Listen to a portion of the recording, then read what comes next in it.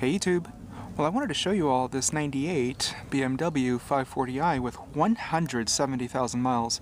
Now this is the E39 generation, also happens to be one of my most favorite generations of the BMW 5 Series. Not for the reason that it was reliable or simple, this car was just plagued with electrical gremlins, but for the reason that I always found this to be one of the most sexiest 5 Series ever made. 05 and 101, god damn it. You can get that from the junkyard, though. Yeah. Looking back, those 17-inch wheels are looking good. 235 45 17s.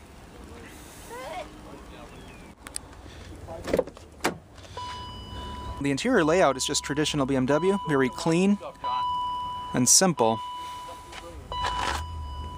The door panel, soft touch above, side is like a glove. Even the door pocket down here, an area where you'll barely ever touch. It's soft. Memory seating, to 3 settings, mirrors, all 4 windows, auto up and down functions, window lock.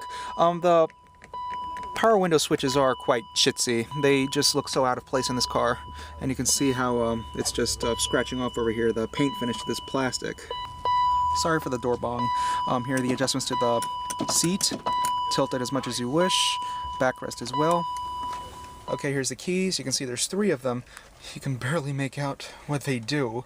I believe that top button right there locks and unlocks the car.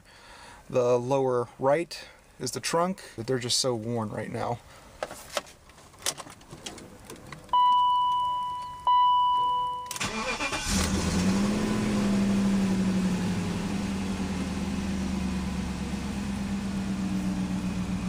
As you guys heard in the beginning of the video, this is a 540i. That means a 4.4 liter dual overhead cam V8 under the hood. 282 horsepower, so it has all the power you'd ever want. There's other versions of the 5 Series, the 528, which has an inline 6, so the differences are quite noticeable once you choose between engines. But anyways, let me quickly show you this interior. These seats are just supportive, soft. They're just the excellent seats to be in the case if you had to sit in here for a long distance road trip.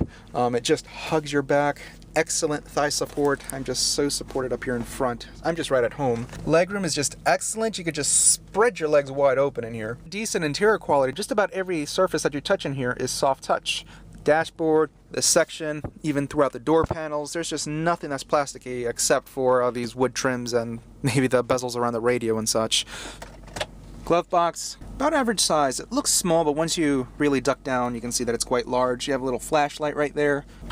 You heard it close with authority. It didn't have any sort of aftershock.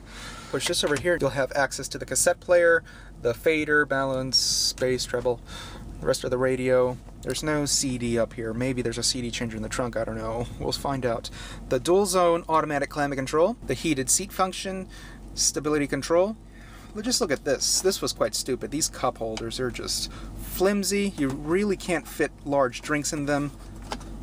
I don't know why. What is it with Germans and making proper cup holders? Same goes for Mercedes. I have a 2000 C230 W202 generation. And also that car has awful cup holders, yet the back seat has the best cup holder. 5-speed automatic. There's no manual shift mode. Reliability with these gearboxes wasn't really the greatest. If you ever run into a 540i, make sure you test drive it good and that the gearbox isn't slipping or anything. Also, it had its share of electrical issues. They did come with a 6-speed manual, so that would be the gearbox of choice. Hazards, door locks, ashtray. This was so clumsy. Little cubby right there. Armrest slides forward, soft above. It's beginning to crack up here. This rubber is just rotting. Steering wheel's nicely thick. It's leather wrapped.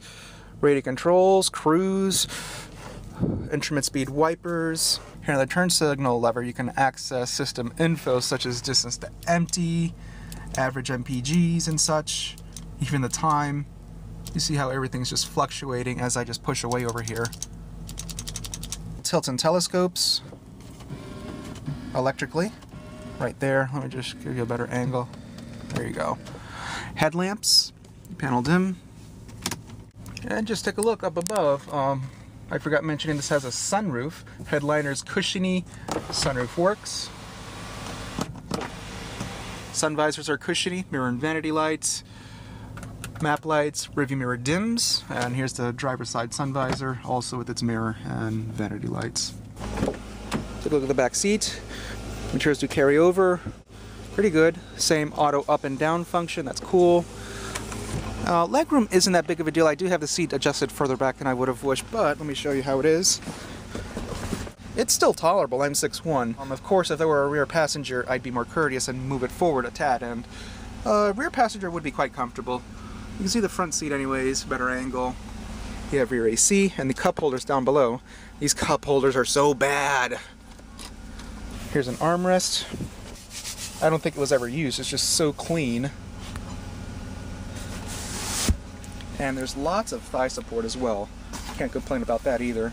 The reading lights on the C-pillar. Take a look inside the trunk. Just massive, you really can't complain at all. Access is just generous, same goes for the trunk space. It's very deep and very tall, so you can fit just about anything you'd want in here.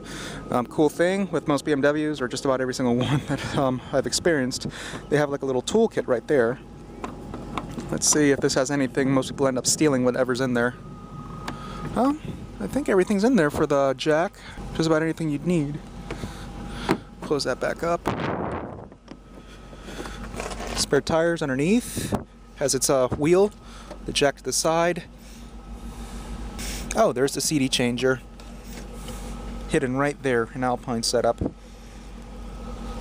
Odd place though. That was 6 discs, by the way. Let me just back up.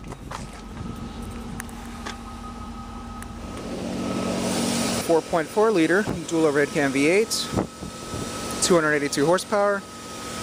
These engines still had their share of durability issues, like oil leaks, even a share of them had head gasket issues.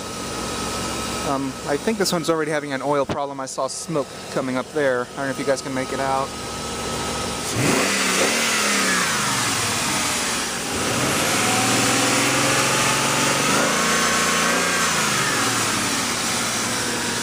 It does sound great though.